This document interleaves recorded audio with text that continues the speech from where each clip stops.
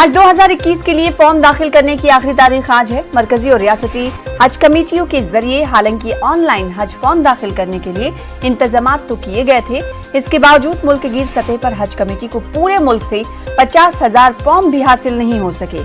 अब इसे कोरोना का खौफ कहा जाए या सफर हज के अखराजात में दुगने इजाफे की वजह, मरकजी हज कमेटी को बुध तक पूरे मुल्क से 36,000 के करीब फॉर्म हासिल हुए, जबकि एमपी से हज फॉर्म दाखिल करने वाले आजमीन की तादाद 2,000 से भी कम है।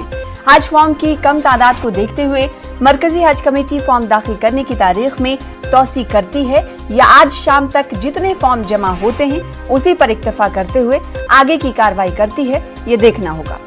मेहताब आलम हमारे साथ हमारे नुमाइंदे जुड़ रहे हैं इस खबर पर मजीद अपडेट के साथ। मजमूई तौर पर अगर हज फॉर्म की बात करेंगे और खासकर अगर एमपी की बात करें तो वहां पर भी हज फॉर्म के अदखाल में कमी देखी गई। आखिर इसकी वजह क्या मानी जा रही है? और हज कोटे की अगर हम बात करेंगे तो एमपी में हज कोटा कितना है?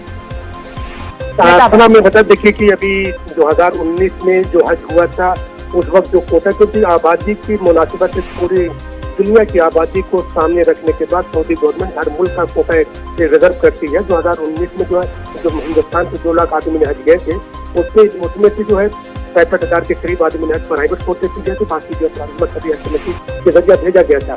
तो 2001 की जो सेंसस है उसकी बुनियाद पर जो है हज कमेटी जो है पूरे मुल्क के रियासतों को हज कोटा तकसीम करती है।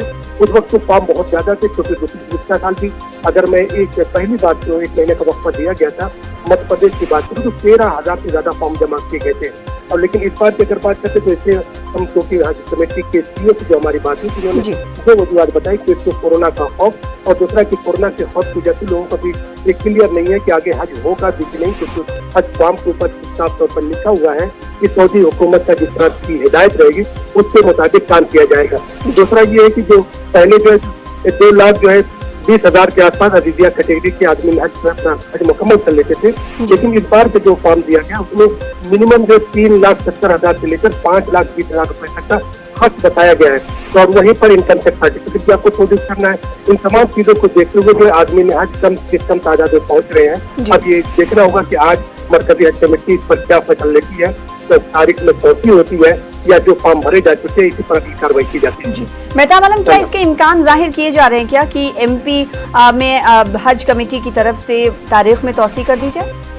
देखिए, हज कमेटी का जो मामला है इसमें स्टेट कमेटियां कुछ भी नहीं कर सकती। स्टेट कमेटियों का काम सिर्फ एक डाकिए का है, क्योंकि सारा काम जो सेंट्रल हज कमेटी का जो फॉर्म भरे जाते हैं स्टेट हज कमेटियां अपने यहाँ पे जो तमाम चीजों को रखती है, सहूलियात करती हैं ताकि मरकजी हज कमेटी को जो है माउविन एजेंसी के तौर पर काम कर सके।